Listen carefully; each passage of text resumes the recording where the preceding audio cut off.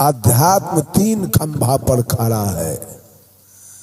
अगर तीनों खंभा में से एक खंभा अगर गिर जाए, टूट जाए, तो अध्यात्म खड़ा नहीं रहेगा।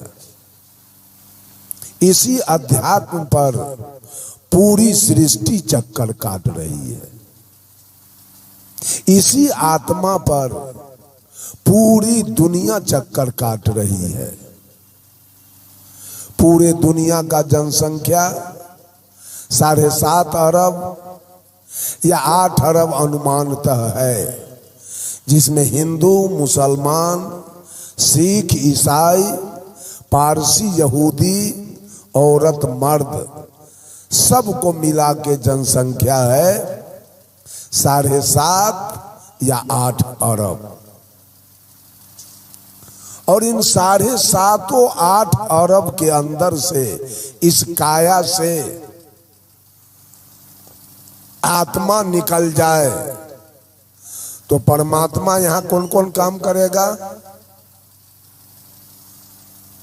परमात्मा कौन काम करेगा? स्कूल में पढ़ाएगा कि हॉस्पिटल में इलाज करेगा? कि परमात्मा रेलगाड़ी चलाएगा कि बस चलाएगा? कि कोर्ट में बैठ के न्याय करेगा कि खेती करेगा? क्या करेगा परमात्मा? आज तक मनुष्य परमात्मा के खोज में लगा हुआ है। समझा नहीं गया परमात्मा क्या है। अगर कोई आदमी किसी का मर्डर कर दिया, किसी का घर जला दिया, किसी का इज्जत प्रतिष्ठा लूट लिया, तो आप उसको कहते हैं ये दुष्ट आत्मा है।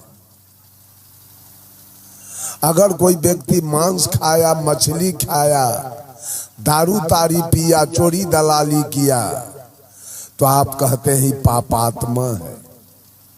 अगर कोई आदमी किसी के बेटी के ब्याह में मदद कर दिया, बाप के श्राद्ध में, या कोई बीमार था उसको इलाज करा दिया, कहीं स्कूल कॉलेज यूनिवर्सिटी बना दिया, कहीं कुआं खनवा दिया, कहीं तालाब बनवा दिया, तो आप कहते हैं धर्मात्मा है। अगर कोई आदमी भजन में लग गया, कीर्तन में लग गया, सुमिरन में लग गया, ध्यान में लग गया, स्तुति और विनती में लग गया, तो आप कहते हैं महात्मा है। अगर कोई आदमी मन और मन की कल्पना, बुद्धि और बुद्धि की तर्कना, इंद्रिय और इंद्रिय की भोग वासना, चित्त और चित्त की चंचलता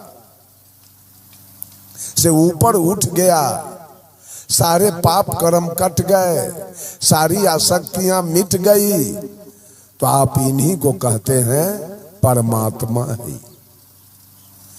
जैसे कलेक्टर की डिग्री विद्यार्थी पर उतर जाती है, आज वही विद्यार्थी है, कल वो विद्यार्थी IAS, इंडियन एडमिनिस्ट्रेशन सर्विस, भारतीय प्रशासनिक सेवा का परीक्षा पास कर जाएगा, कल वो विद्यार्थी कलेक्टर हो जाएगा। आज वो विद्यार्थी, आज ये आत्मा है।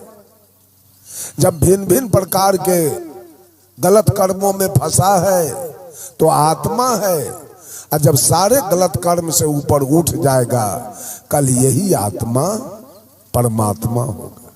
Positive degree, comparative degree and superlative degree. डिग्रियां 3 होती है और पोजीशन भी 3 है, गुड, बेटर, बेस्ट। आप सारे गलत आहार ले रहे थे, भोजन कर रहे थे, और इसी तरह कहीं सत्संग हो रहा था, संत जी बोल रहे थे मांस, मछली, तारी, दारू, गांजा, भांग, ये सब शरीर के लिए हानिकारक है, स्वास्थ्य के लिए हानिकारक है, अध्यात्म विरोधी है, इसको नहीं खाना चाहिए। आपने खाना छोड़ दिया। संत जी के विचार को सुनकर आपने खाना छोड़ दिया, तो आपके जीवन में नफा हुआ कि नुकसान? नफा हुआ। अब आपको डिग्री मिल रही है, अब आप हो गए पॉजिटिव डिग्री एंड गुड। और प्राणी से अच्छा। अब आप हो गए पापात्मा से जीवात्मा। और उसके बाद गए सदगुरु के शरण में, कंठी माला लिया और सारा चोरी दलाली बेईमानी हत्या बलात्कार छोड़ दिया। और आपके जीवन में नफा हुआ और आपकी डिग्री बढ़ रही है। अब आप हो गए कंपैरेटिव डिग्री एंड बेटर, उससे भी अच्छा। अब आप हो गए महात्मा। कहाँ थे पापात्मा, सुधार किए तो जीवात्मा, और उसमें सुधार किए तो अब हो गए महात्मा। और महात्मा बनने के बाद निष्काम, निर्लोभ, निर्मोह, निर्विकल्प, सारे अपराध गिर गए, सारे पाप कर्म कट गए, सारी आसक्तियां मिट गई। आप ही बनेंगे अंत में सुपरलेटिव डिग्री एंड बेस्ट, आप ही हो जाएंगे परमात्मा। आज पूरे दुनिया के औरत मर्द भगवान को खोजते खोजते कितना पीढ़ी बीत गया, खोजते खोजते, लेकिन खोजना ही गलत है तो मिलेगा कहां से? वो भगवान तो आपके द्वारा उद्घाटित है। मैंने एक मुसलमान से कहा, क्या है मौलवी साहब, आपका अनादि काल से कुरान में 3 तलाक की व्यवस्था अल्लाह ने दिया, और उस व्यवस्था को प्रधानमंत्री नरेंद्र मोदी तोड़ दिया, खत्म कर दिया। अभी तक आपका अल्लाह कहां बैठा है? कुछ किया नहीं। ये मुसलमान भी झूठा, हिंदू भी झूठा, सिख भी झूठा, ईसाई भी झूठा, सारे पंथ वाले झूठा। सच्चा तो एक कबीर है,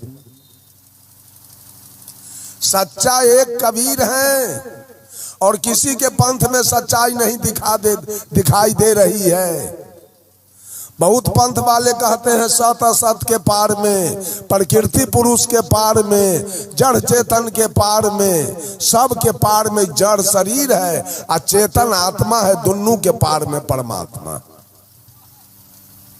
सत ही आत्मा है, असत शरीर है, और दोनों के पार में परमात्मा है। और जब दोनों के पार में है तो ये क्यों कहते हैं आरती तन मंदिर में कीजिए? इतना फेरी लगाया है इस भोली भाली जनता के साथ गुरु लोग, मात्र अपना खूर पुंजवाने के चलते और अपना नोट कमाने के चलते, अपना नाम रेडियो टेलीविजन पर लाने के चलते, अपना नाम समाचार पत्र में प्रकाशित करवाने के चलते, इन भिन्न भिन्न प्रकार के, कोई रामानंदी, कोई आर्य समाज, कोई गायत्री परिवार, कोई आनंद मार्ग, कोई जय गुरुदेव, कोई बाल जुगेश्वर, कोई सतपाल जी, कोई सदा फलदेव जी, कोई आशा राम जी, कोई रामपाल जी, कोई भगवान रजनीश, कोई बाबा हरदेव सिंह जी, कोई संत मत, कोई राम रहीम सिंह जी, कोई ठाकुर अनुकूल चंद्र जी, कोई आशुतोष जी महाराज, कोई राधा स्वामी, कोई ओम शांति, कोई जैन, कोई बौद्ध, कोई ईसाई, कोई इस्लाम, कोई यहूदी, कोई पारसी। इतना मत पंथ चला कि जनता दिग्भ्रमित हो रही है। किसके पंथ में जाया जाए, किसके पंथ में हमारा कल्याण होगा, किसके पंथ में हमारी मुक्ति होगी? बहुत ये गुरु लोग बहुत जुल्म किया है इस भोली भाली जनता के साथ, बहुत ठगैती किया है अपने स्वार्थ के बस में। बंधुओं, साहब कबीर बीजक से कहते हैं, सार शब्द से बाँची हो, मानहु इतवारा हो। आदि पुरुष एक वृक्ष है, निरंजन वाके डारा हो। तिर देवा शाखा भय, पल्लव भय संसारा हो। ब्रह्मा वेद सही कियो, शिव जोग पसारा हो। विष्णु माया उत्पत्ति कियो, ये उड़ले व्यवहारा हो। 3 लोक 10 दिशा, जमरोकिन द्वारा हो। कीर भये सब जियरा, लिए 20 का चारा हो। सार शब्द क्या है? सार क्या है? मूल क्या है? किस मूल पर ये संसार खड़ी है, किस मूल पर ये सारे लोग बैठे हैं। Tulsidas was the pleader of Ram and Surdas was the pleader of Krishna, but Sadguru Kabir was the pleader of soul. Tulsidas ji सगुण ब्रह्म राम का वकालत करते हैं। आज भी लोग माटी के, पत्थर के, शीशा के, अष्टधातु के राम सिया बना के पूज रहा है। सूरदास जी ने कृष्ण का वकालत किया। आज भी लोग माटी, पत्थर, शीशा, अष्टधातु के राधा कृष्ण बना के पूज रहा है। But Sadguru Kabir was the pleader of soul. लेकिन सदगुरु कबीर ने इस आत्मा का वकालत किया जो तीनों काल का दृष्टा है, जो तीनों काल में सत्य है, जिसमें तीनों काल में कोई परिवर्तन होने वाला नहीं। यही आत्मा इंदिरा गांधी के काया में था। इंदिरा गांधी भारत के प्रधानमंत्री थी। आत्मा निकल गया तो क्या हुआ? जल के राख हो गई शांति वन में। यही आत्मा पंडित जवाहरलाल नेहरू के अंदर काया में, यही आत्मा राजीव गांधी, संजय गांधी, मोरारजी देसाई, जगजीवन बाबू, चौधरी चरण सिंह, बीपी सिंह, चंद्रशेखर, सबके काया में यही आत्मा था। तो भारत के प्रधानमंत्री थे। आत्मा निकल गया तो यही आत्मा सत्य है और यही आत्मा रूपी कील पर सारे विश्व नाच रहा है। और कहीं सत्यता नहीं है। और कहीं सत्य है तो बता दीजिए आप लोग कि और जगह सत्य मैं देखा। ये सत्य आत्मा के सिवा इस धरती पर दुनिया में कहीं कोई सत्यता नहीं है। यही आत्मा पर सारे मंत्री हैं, इसी आत्मा पर सारे अफसर हैं, इसी आत्मा पर सारे कर्मचारी हैं, इसी आत्मा पर सारे किसान हैं, मजदूर हैं। आत्मा निकल गया तो किसान भी गए, आत्मा निकल गया तो मजदूर भी गए, सब चले। इसी का वकालत। और वो आत्मा हर घट में, कोई चाहिएगा मेरे घट में है सो बात नहीं, हर घट में वो आत्मा है। जहां देखिए वहां है, घट घट में है। एक भी घट खाली नहीं है। बंधुओं, हम नाच में जाते हैं नाच देखने के लिए, तो नाच मालिक का जैसा जैसा पाठ होता है प्रोग्राम, वैसा वैसा पोशाक रखता है वो। आज का नाच होने वाला है अल्लाह रूदल के। नाच मालिक एक एक्टर को ले गया मेकअप रूम में और कुछ स्नो पाउडर ये सब उसके मुंह में लगा दिया और full pant, coat, jersey, jacket पहना दिया, माथा में टोपी, पैर में मोजा, जूता और हाथ में तलवार दिया। इसको मंच पर भेज देता है और ये मंच पर गया तो कहता है मैं 14 कोस का राजा हूं। ये राजा कहता है मैं 14 कोस का राजा हूं, लेकिन इसके पास 1 डिसमिल जमीन नहीं है कि गोभी बैगन ही रोप सके। कुछ नहीं है। मेकअप से राजा बन के गया है मंच पर। एक एक्टर को फिर नाच मालिक भेजा भीतर अंदर और उसको स्नो पाउडर लगवा दिया, काजल लगवाया, मुंह में लिपस्टिक लगवा दिया, साया, साड़ी, ब्लाउज, रिबन, चोटी, नथिया, बाली, लॉकेट, फाइल पहना के और मंच पर भेज दिया। तो सारे दर्शक लोग कहते हैं यही है रूदल की पत्नी आ गई, यही है फुलवा रानी। वो औरत है, रानी बनी सो औरत है नहीं, वो भी मर्दे है। मेकअप से रानी बन के गई है, रानी है नहीं। एक साधु की आवश्यकता है। एक एक्टर को ले गया मेकअप रूम में और उसको सोन सूत्री के दाढ़ी मोछ बना दिया, संठी के कंठी और चिकनी माटी के चंदन लगा दिया, आर्बन को पिन पहना दिया, हाथ में चिमटा कमंडल दे के मंच पर भेज दिया। ये मंच पर गया तो कहता है मंगल भवन मंगलहारी दरबहू सो दशरथ अजीर बिहारी। मंच पर जाके कहता है अलाख निरंजन। लोग कहते हैं साधु बाबा आ गए मंच पर। ये साधु नहीं है, भर दिन दारू के भट्टी पर ही रहता है। मेकअप से साधु बन के, मेकअप से राजा, मेकअप से रानी और मेकअप से साधु। भर रात नाच होगा, भर रात पाठ होगा, भर रात पाठ होगा। दर्शक के दृष्टिकोण में एक राजा है, एक रानी है और एक साधु है। लेकिन वास्तविकता क्या है? जो रानी बनी है वो सोच रही है अपने मन में कि मेरा पति नहीं है, जो मैं हूं वही है।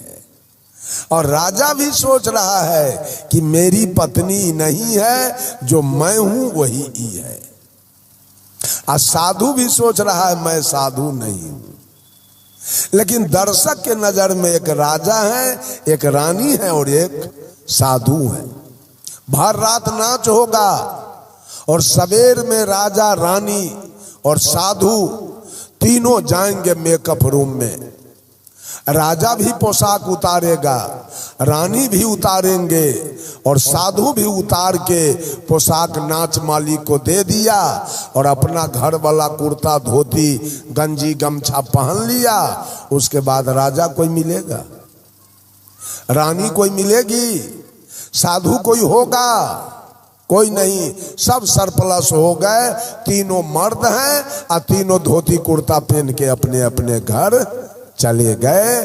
ठीक उसी प्रकार से आप जिस दिन और आपकी पत्नी जिस दिन, आपकी माँ जिस दिन, आपके पिता जिस दिन इस मेकअप को छोड़ेंगे, इस शरीर रूपी मेकअप को छोड़ेंगे और शरीर रूपी मेकअप में से आत्मा रूपी एक्टर निकलेगा बाहर। इसमें कौन राजा होगा, कौन रानी, कौन साधु होगा? आत्मा रूपी एक्टर में कौन राजा, कौन रानी, कौन साधु होगा? सब सरप्लस हो जाएंगे। न कोई राजा, न कोई रानी, न कोई साधु, कुछ नहीं शेष बचेगा। सब सरप्लस हो जाएंगे। ठीक उसी तरह से हम लोग मेकअप से राजा हैं, मेकअप से रानी हैं, मेकअप से औरत हैं, मेकअप से मर्द हैं, मेकअप से गाय है, मेकअप से भैंस है, मेकअप से कुत्ता है, मेकअप से गीदड़ है, अब मेकअप से घोड़ा है, अब मेकअप से हाथी है। World is a stage, life is drama, man is actor and God is director.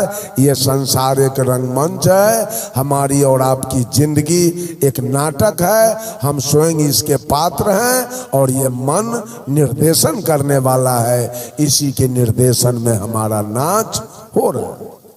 बंधुओं, हर घट में वही आत्मा की सत्ता है। इसी का वकालत सदगुरु कबीर ने किया है। हर घट में परमात्मा की सत्ता बैठा हुआ है। अगर पूरे सृष्टि से, हर घट से यह आत्मा निकल जाए तो पूरा सृष्टि और पूरा दुनिया श्मशान भूमि हो जाएगी।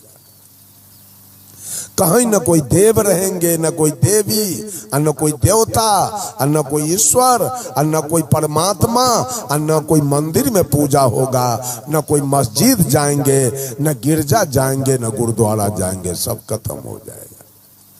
यही आत्मा सब कुछ है। साहब कबीर कहते हैं, सार शब्द से बाँची हो, मानहु इतवारा हो। साहब कबीर कहते हैं इसको मानना होगा, प्रतिज्ञा करना होगा। यही सार है, यही मूल है और यही जड़ है जो सारी सृष्टि चल रही। आदि पुरुष एक वृक्ष है, यही आत्मा था, है और रहेगा।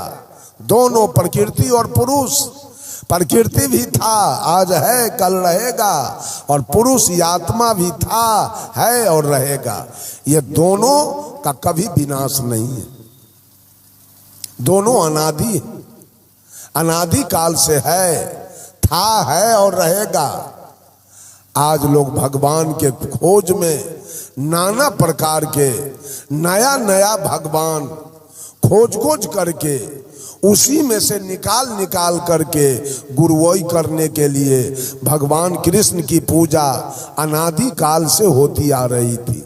आज भगवान कृष्ण के नाम पर कितने पंथ निकाले गए, कृष्ण प्रणामी धर्म निकाला गया। चलिए उत्तर प्रदेश, चलिए मोतिहारी, चलिए बेतिया, चलिए नेपाल, भगवान कृष्ण के नाम पर उसके ग्रंथ का नाम है तारतम और उसके मालिक हैं पंथ के राज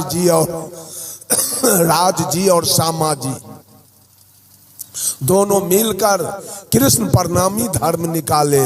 वहां कृष्ण के मुकुट का पूजा हो रहा है, कृष्ण प्रणामी धर्म में कृष्ण के मुकुट का पूजा हो रहा है और उसके ग्रंथ का नाम है तारतम, उस तारतम का पाठ हो रहा है। भगवान कृष्ण के नाम पर उड़ीसा से एक पंथ निकाला गया है, उसका नाम है त्राहि अच्युत। कृष्ण के नाम पर एक पंथ निकाला गया है जिसका नाम है राधे राधे, राधे राधे वो लोग कहते हैं। उसी में आपको श्रीमद् भागवत कथा का प्रचार चल रहा है राधे राधे में, भगवान कृष्ण के नाम पर। राम, भगवान राम की पूजा अनादि काल से होती आ रही थी। आज भगवान राम के नाम पर गुरु लोग कितना पंथ निकाल कर अपना अपना रोजगार धंधा चला रहे हैं। आशुतोष जी महाराज जो 70 कटैया सहरसा में उनका हेड ऑफिस है, वो भी हर जगह उनका चर्चा, रामायण की विवेचना, गीता की विवेचना, राम कृष्ण की चर्चा हो रही है। पंथ अलग कर दिया उन्होंने, पंथ का नाम रखा है दिव्य ज्योति जागृति संस्थान। बहुत सारे पंथ में केवल राम और कृष्ण की चर्चा हो रही है। अब पंथ बाल जुगेश्वर, जय गुरुदेव ऐसा करके निकाल करके नाम उसी का, पूजा उसी का, गुरु महाराज का खुर पूजौल चल रहा है। और सारे लोग, विचार नहीं है मनुष्य के अंदर, विचार तो खत्म हो चुका है। अगर कोई भी गुरु आ जाए, हरिंद्रानंद आ गए तो उनका चेला भी हो गया भट्ट, सबसे ज्यादा तो उन्हीं का चेला हो गया, जबकि कोई गुण नहीं दिखाई दे रहा है। भगवान शिव की पूजा अनादि काल से होती आ रही थी, लेकिन आज शिव के नाम से ओम शांति पंथ निकाला गया, शिव के नाम से बाबा नाम केवलम पंथ निकाला गया, शिव के नाम से शिव चर्चा पंथ निकाला गया। ये सब क्या हो रहा है? बांट करके, तोड़ करके सारे गुरु लोग पंथ चला रहे हैं, और चेला के दिमाग में ही बातें नहीं। सबका चेला बन जाता है लोग, कुछ न कुछ सबका चेला बन जाता है। बंधुओं, मैंने शुरू किया था, अध्यात्म 3 खंभा पर अवस्थित है। उसका खंभा है पहला सदाचार, दूसरा है सूचियाचार और तीसरा है शिष्टाचार। सदाचार का क्या मतलब है कि हमारा जीवन बिल्कुल सादा होना चाहिए, साफ सुथरा होना चाहिए, तभी अध्यात्म टिकेगा। अगर जीवन में थोड़ा सा भी गड़बड़ी आया तो अध्यात्म नहीं रह पाएगा। सदाचार का मतलब है मन और इंद्रियों की सफाई। हम विभिन्न प्रकार के पंथ में चले तो जाते हैं, लेकिन हमारे मन में जो बुराई है, मन में जो गंदगी है, उसको हम संजोग करके रखे हुए रहते हैं। किसी के सामने व्यक्त नहीं करते हैं, किसी के सामने बोलते नहीं हैं, अपने मन में छिपा के रखते हैं। मन का 3 पाप है, ईर्ष्या, द्वेष और अहंकार। मन का 3 पाप है। ये तीनों पाप को हम मन में छिपा के रखते हैं। ईर्ष्या है, अगर आपका चचेरा भाई, चचेरा क्या अपना भाई भी अगर दरोगा हो गया, बीडीओ हो गया, एसपी हो गया, तो आपको मन ही मन ईर्ष्या हो जाएगा। अब तो हमारा भाई अमीर हो जाएगा, अब मैं गरीब रह जाऊंगा। अब तो मेरे भाई के बेटा बेटी सुख शांति से जिएगा और मेरा बेटा बेटी दुख में जिएगा। अब वाणी के द्वारा किसी को कहेंगे नहीं कि मेरा भाई एसपी हो गया और दरोगा डीआईजी हो गया, लेकिन अंदर ही अंदर आप जलेंगे।